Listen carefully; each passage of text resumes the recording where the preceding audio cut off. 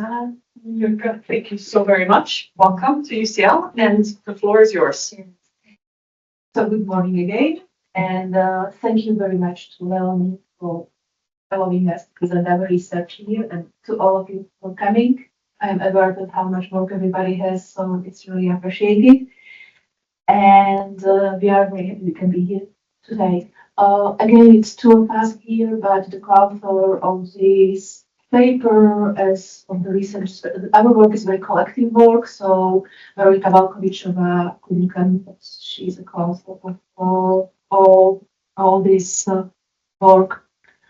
The start of our work was very much inspired by studies of technologically mediated abuse, which revealed that perpetrators often use affordable or free technologies, which are originally designed to support communication and care. Our research very often tends to treat digital intimacy, care, and communication and technologically mediated abuse in romantic relationships as separate domains. You would have either research in one or in another one. And for that reason, we decided to focus on what we see as some type of like shadowland of digital practices in romantic relationships, particularly on practices commonly viewed as expressions of love, care, and trust, but which can also be used as the tools for technologically mediated abuse. The research combines the representative survey and qualitative, which was provided by the interviews. Both methods focus upon sharing access and passwords to the devices and applications, including online finances, exchanging own photos or videos with sexual content with partner, and consensual tracking of the location.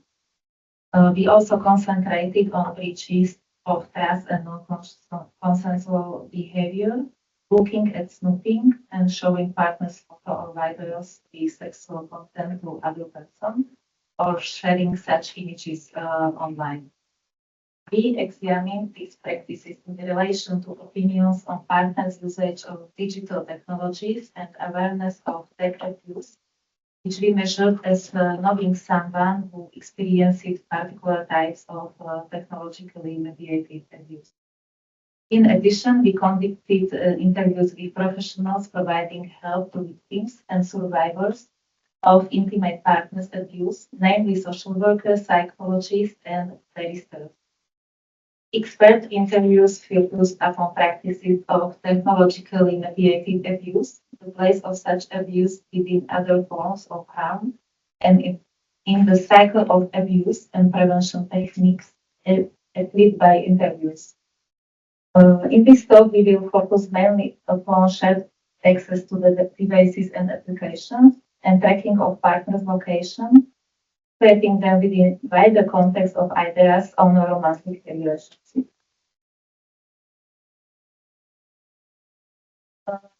To access respondents' opinions about their partners' use of digital technologies, we employed a semantic differential scale where 1 means respect my privacy and 7 means does not respect my privacy, etc. And overall, intimate partners tend to view the use of digital technologies in a positive light. We can observe that all responses fall on the left side of chart, indicating that respondents report their partners as respectful, helping, caring, not monitoring their activities, not controlling them, and being supportive friend. The most negative response was related to tracking activities, with a score 3.24. However, even this response falls on the left side of the chart. We supplemented this semantic differential scale by assessing the level of agreement with a series of statements. Respondents were asked whether, when using digital technologies, their partner provides care, protects them, helps them, threatens, controls, or restricts them, and we measure the degree of agreement with each statement. Respondents' opinions indicate that within a partnership, digital technologies are more frequently seen as contributing to care and protection in a relationship. We can see this blue section representing positive perception, red section is representing negative, and green section is neutral. The question now is how these prevalent positive and neutral opinions relate to the actual practices of using digital technologies.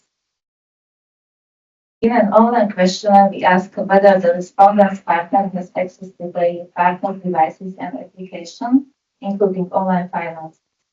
We can see that sharing access is rather common. Half of partners share password or codes for smartphones, PC laptops, and less than 50% online application. You can see this distribution of the percentage on the slide. Statistically, access sharing is influenced by age. The younger the respondents, the more likely they are to share access to their devices and apps with their partner. On the other hand, the gender was not significant value in sharing respectively not sharing the access, so there are no significant differences between women and men. Importantly, sharing access to electronic Importantly, sharing access to electronic devices and online education is linked to the nature of the relationship. Partners who live together or are married are more likely to exchange access codes and passwords than those who not live in the same household or are not married.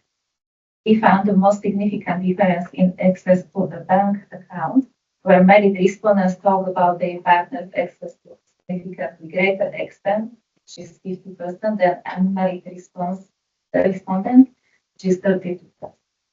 Respondents who have children also share the access to mobile phones, computers, tablets, smartwatches, and online finances more than these without children. For example, 64% respondents declare that their partner has access to their mobile phone, in contrast to 54% of these who don't have children. Sharing of access to devices and applications is also linked to the ideals of romantic relationship. We looked at sharing of access also in relation to agreement, measured on Likert scale, the statement expressing certain beliefs on relationship.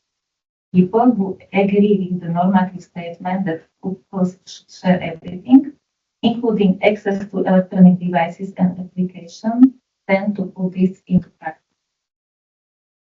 Also, in that interview, such as that participants often associate sharing access with a certain level of commitments or with a specific type of relationships. You can see interview excerpts on slides.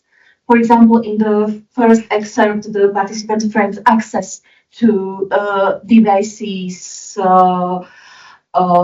a part of a broader set of activities and information he began sharing with his partner after they moved in together. So he speaks about information about finances, he speaks about sharing households, and then he further notes that this kind of sharing is expected to take place with monogamous relationships.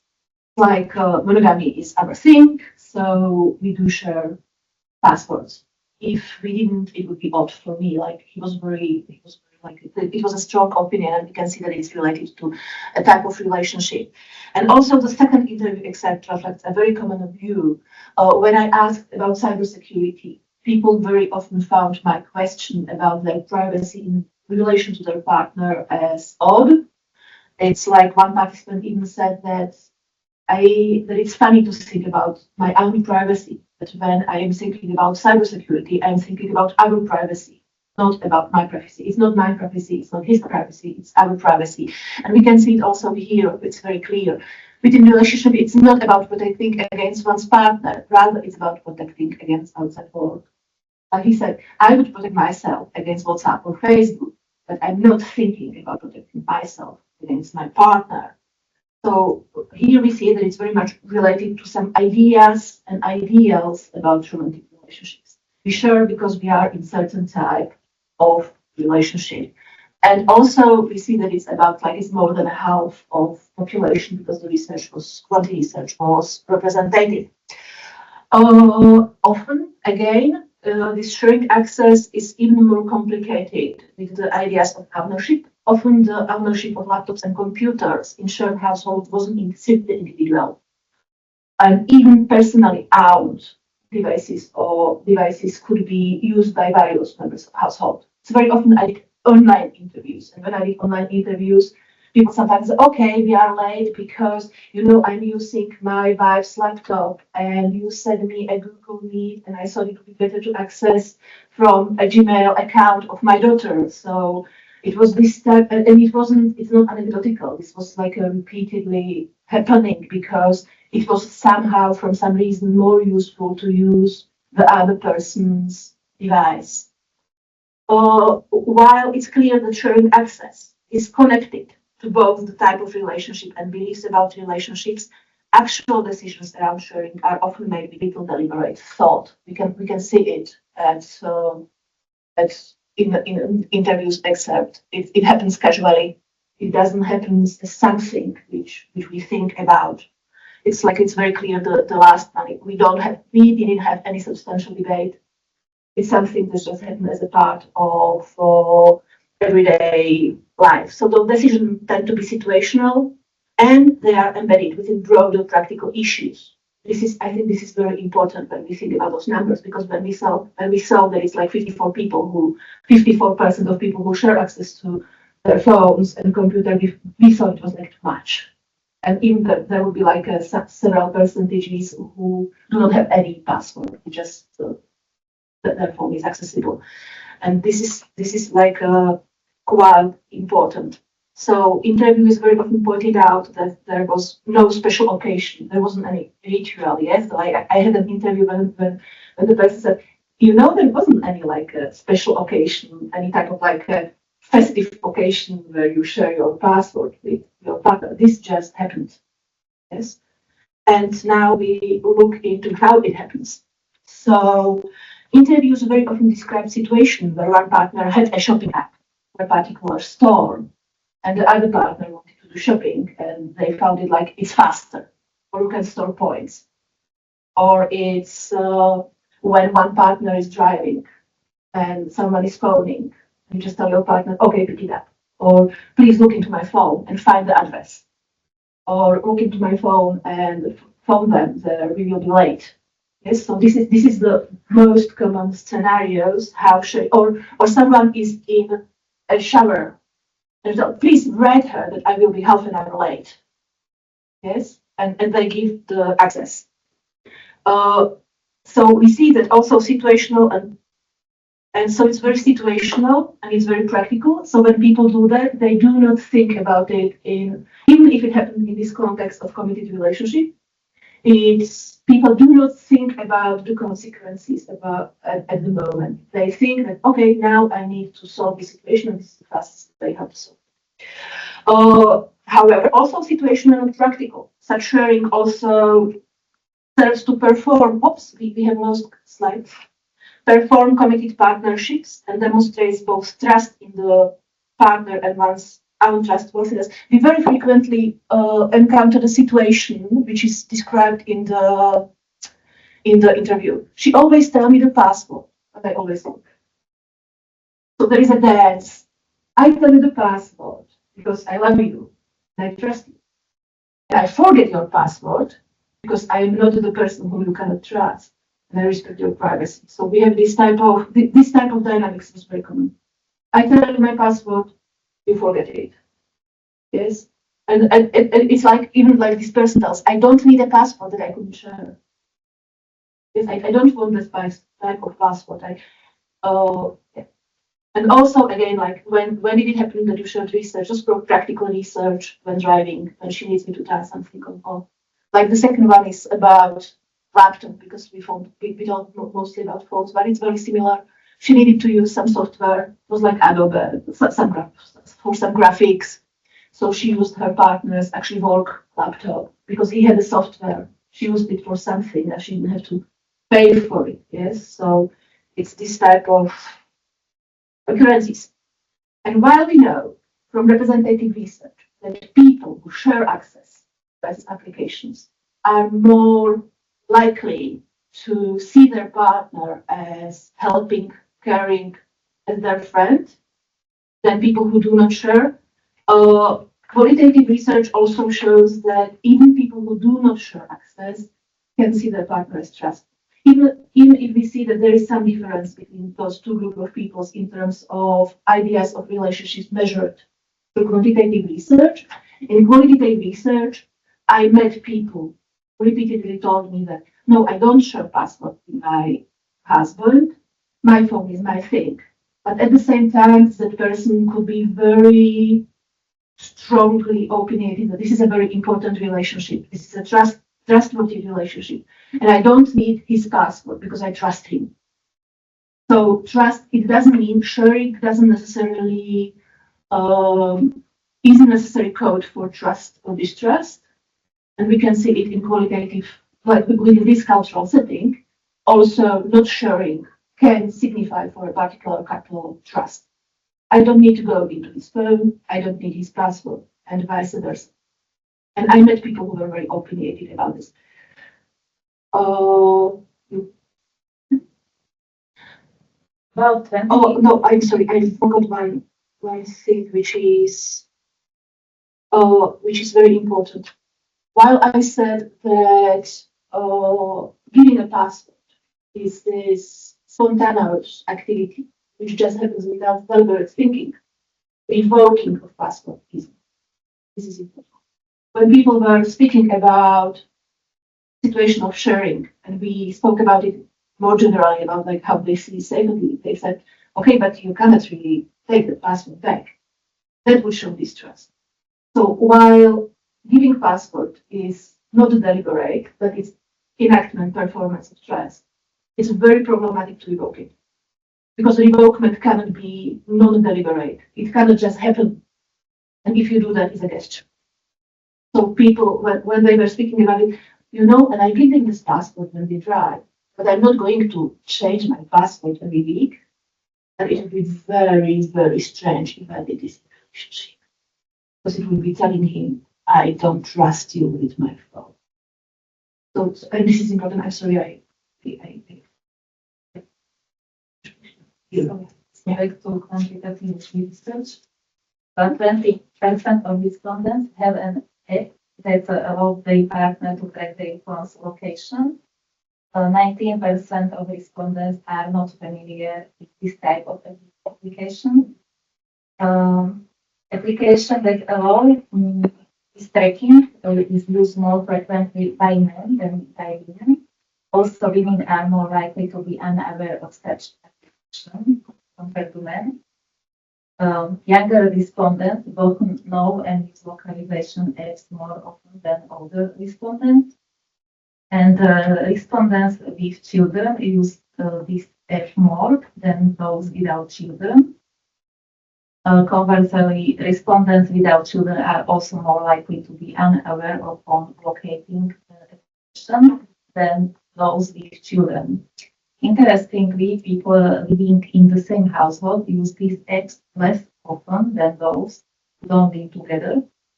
This suggests that monitoring and surveillance play a larger role in phone tracking than care and protection, as couples who cohabitate are just as likely to misplace their phones, but tend to use tracking less frequently.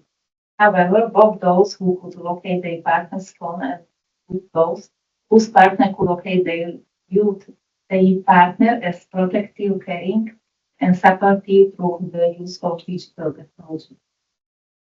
Like in-depth interviews, people used either sharing location or some apps allowing him to find their partner's phones, usually explained it as a safety measure, which is used in some extreme situation.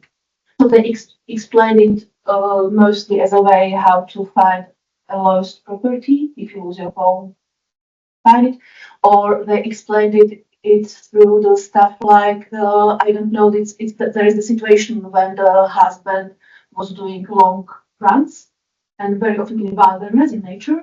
And once he felt sick during this run, and his wife, that's when they started to share locations when he was running. So it's explained by that used to during his runs, or it was usually explained by something, this type of like a safety issue, like a wife commuting by bike to work, so the husband doesn't have to worry when she's late. Yes, so it was explained very much like this.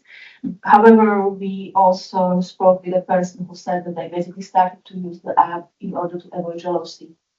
So it was a way how to like how to check that the partner is where they are supposed to be. But mostly people with whom I talk, but it's not saturated yet. I don't have like when I speak about this, I know that I need sharing access was very much okay, but here I see that I need more interviews. Uh, uh, but people basically wanted explain it by wanting to know where their partner was without having to phone them or check on them, like saving time. And another very important motivation for people were children, and not only monitoring children through digital apps, but also childcare obligations and responsibilities. So interviewees often said that they started to share their location to see some way of locating a partner once they had children. And one of them was a primary carer and needed to know when the partner will be back. It's very clear in this interview. Like they started it because he was on maternity leave, which is in Slovakia until 3 years of children, and he was at home with a child, and the child was a toddler and asked the basically what time he can, and he wanted to check. And he would check that she's on the way home, she would be here, so he would be able to explain to the child that okay, we have to play, you don't wait for mommy now, she will come. So this was very, very, very common, or people who just wanted to know when their partner will come and just take the care responsibilities for them. And also another dynamics was that you start to use an app to check upon your child. Like the child walks to school on their own, and you use shared locations or some way of finding a location as a safety measure for a child. But once you start using it, you see some type of usefulness and you start using it for the whole. So, which was for us very important because it just shows that the things that people do in intimate partner relationship can be motivated by the dynamics, which is about another relationship or responsibility, uh, namely children. And we saw in quantitative data also a strong correlation. People who had children used to use this type of app with their partner to be able to locate their partner much more than children who didn't.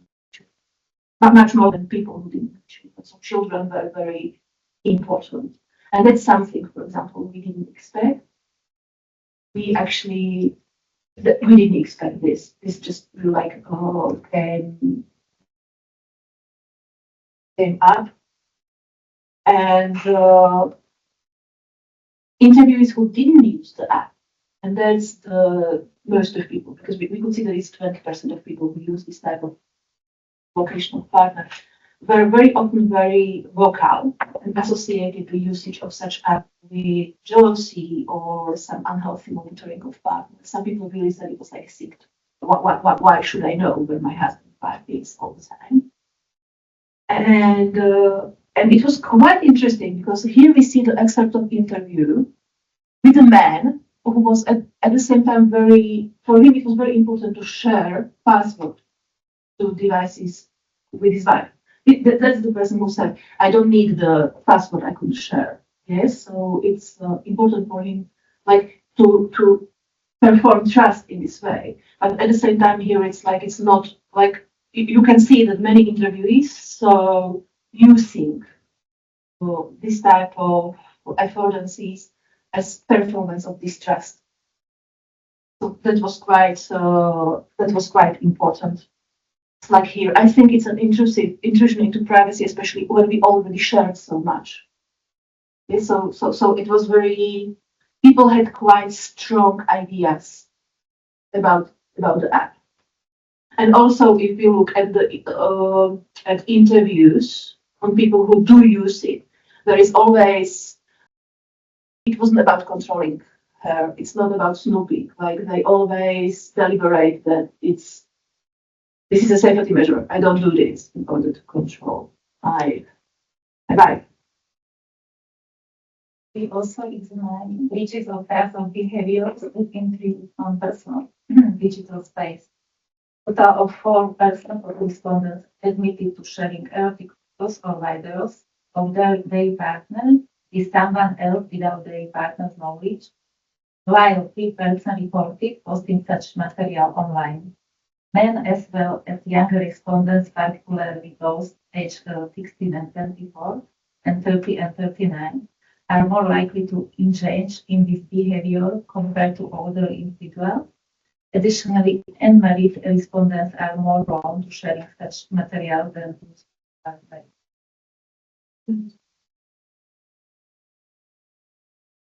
When thinking about breaches of trust, we looked at this sharing of erotic materials without the partner's consent, but we looked also at looking into the contents of their partner's phone without their partner's knowledge. And it's more than 19% of respondents admitted to doing so. And again, it's mostly younger respondents, especially this group from 16 to 24, but also those under 39 who were more likely to check their partner's phone compared to all the respondents. It was actually very interesting because in interviews, very often people who spoke about the respect to their partner's privacy said they also they looked into their partner's phone. It's and this was explained very often by some sort of insecurity when they felt threatened by something. It could be a feeling of threat, like infidelity is the first thing that comes into mind. But it wasn't necessarily infidelity. It could be also some type of insecurity with relationship. And both men and women mentioned that they did it and they looked what is their partner about they looked at a communication of their partner with the partner's family. Yes, or someone just said, okay, I know that my husband is very close with his family, but his family doesn't like me. I wanted to know the right about me. Or it was like someone was looking at the communication with ex-partner, which was quite turbulent because they had three children also. So and she felt worried. So this is basic scenario. I don't remember the number of people because we also asked when people were supposed to situate themselves on Likert scale, and we asked that is it okay if I look into my partner's phone if I feel threatened or insecure? How many people was Up to 40%. 40% said it's okay to look into your partner's phone. And it very often, even people who said, no, I don't go into my partner's phone said, yes, I did it when I felt something is going on. So once you respect this relationship, but if the relationship as such might be threatened by something, they look into it. Even so, they see themselves as respecting their partner's privacy as such. Even people, sometimes someone would tell me okay, it was there, so I just looked who he's talking with, but it wasn't real snooping, I didn't go through every single conversation. But usually people looked into their partner's phone when they threatened by something threatening the relationship. So we find this very important because it also shows that even in relationships that aren't inherently violent can have this type of non-consensual breaches of trust. But we really measure it only by snooping and by sharing erotic content. We didn't do other things. And To analyze how awareness of the technology mediated violence influences respondents' attitudes and behavior towards their partners, we made their familiarity with individuals who have experienced such abuse. The incidence of such familiarity was relatively high. Familiarity with someone who has experienced technology mediated abuse does not significantly affect behavior towards one's intimate partner or influence how a partner's use of digital technology is judged. Even respondents who are aware of such abuse still tend to view their partner as caring, protective, supportive through the use of digital technology. However, respondents who view their partner as harmful, controlling, threatening, and restrictive reported a higher than average level of familiarity with technology-mediated violence. The research revealed that within intimate partnership, digital technologies are seen by partners rather positively as a tool of protection, care, and the practices corresponded with these attitudes. We encountered numerous practices requiring trust, such as sharing the code of passwords to the electronic devices or online applications, including online finance. This task in partners and conceptualization of either relationship or usage of digital technology has not been affected by familiarity with technologically mediated violence, which we measured, but did not have time to talk about. It seems that a particular intimate relationship is seen as exclusive in terms of trust and affection. Even when knowing the technologically mediated violence happens in couples, people make themselves vulnerable and trust their partner not to breach that.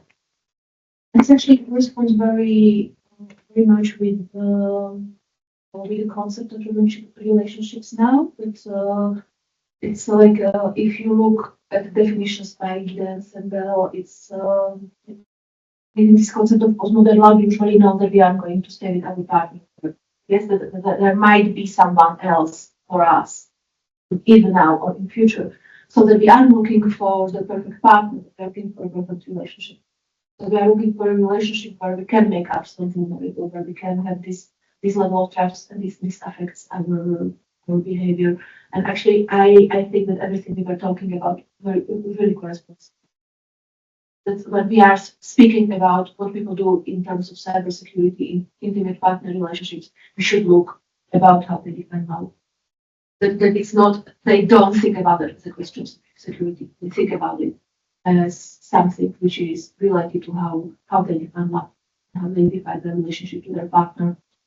Because here I would like to stress what Vierka said, that knowledge, like personal knowledge, I know someone whose partner stole their identity online, and I share everything with my passport. But we know that knowledge that this type of stuff happens, and it happens to someone whom I know, doesn't affect my behavior. And I have to tell that from interviews, I met also people who experience technologically mediated abuse in their previous relationships.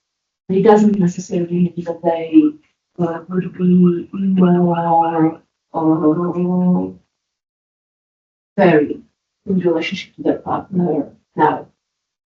And I think this has a very strong implications for prevention of technologically mediated abuse. And it's basically shows that we have actually surprised with the level of sharing trust and also the level of behavior which we basically see as risky. Safety, because we ask also some questions about general safety online. And also like interviews identify strangers and those who are potential threats. Yes, this was very, very, very strong, even though we know from your research or this very often partners who do this type of harm. And for us, the conclusion is that prevention efforts must challenge first the stranger danger narrative and also focused on promoting safe digital practices in relationship, even with trusted loved ones. And also, and I think this is very tricky, prevention efforts must address behaviors that are seen, at least like in the Slovak population, as normal aspect of sharing personal space with partner relationships. And I think this is very tricky. Very, very difficult in terms of like when we are thinking about prevention, what we do, if we basically are speaking about standards for people, like the basic definition of love. Yes. And that's it.